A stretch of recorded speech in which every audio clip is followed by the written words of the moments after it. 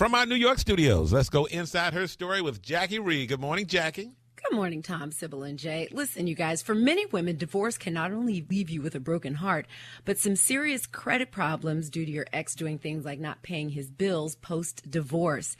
I met a woman who told me it took her more than 7 years to fix her credit after her divorce.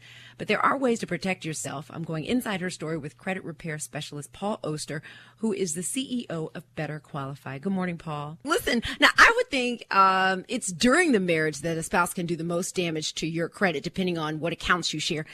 But don't you and your credit reports kind of go separate ways after the divorce? I mean, how can an ex still do damage after the divorce papers are signed? Unfortunately, if a couple gets to the point where they're actually getting a divorce, both spouses, and oftentimes the woman for sure, needs to realize that a divorce decree does not supersede the original creditor agreement. Probably the most important thing that folks are going to take away from today's show.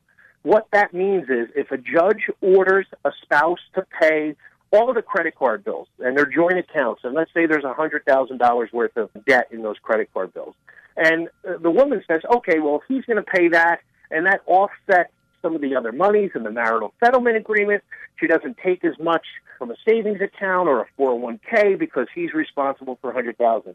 If he does not pay, she is ultimately responsible in the eyes of the creditor. And it's an amazing thing. They don't care what the judge says.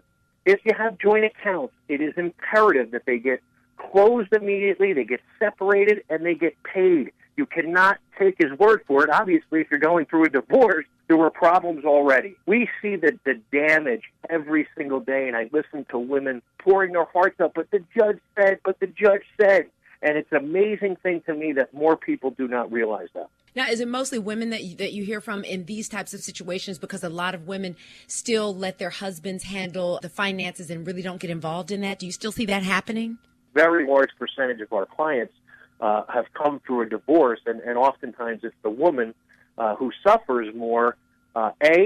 Maybe she only has the joint accounts with her husband, and her husband may have other individual accounts. And once the divorce goes through and those accounts get closed or they go into default, now it's a tremendous undertaking to try and reestablish the credit, settle the debt, and move forward in her individual credit life. This may sound crazy, but what happens to the credit if the couple decides to get back together? Then they would both be responsible at that point in time. It won't get any better. No.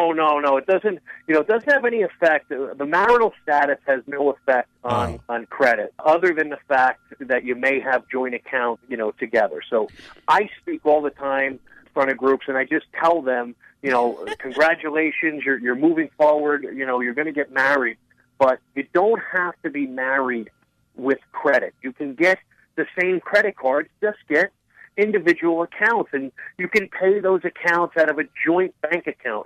It's much easier to separate a bank account than it is credit card account. Paul, where can we get more of your tips on all types of credit issues? What's your website? It's betterqualified.com. Paul, thank you so much. All right, ladies. It's cheaper to keep them. You said it, not me, Tom. .com. Paul, do you think prenups are smart? If you don't have a lot of money? I can answer that one. No, but do you have to be rich and famous to have a prenup? No, and prenups are smart, but again, they don't supersede original agreement, and it's almost a separate issue to deal with. A prenup will not protect you against credit card default.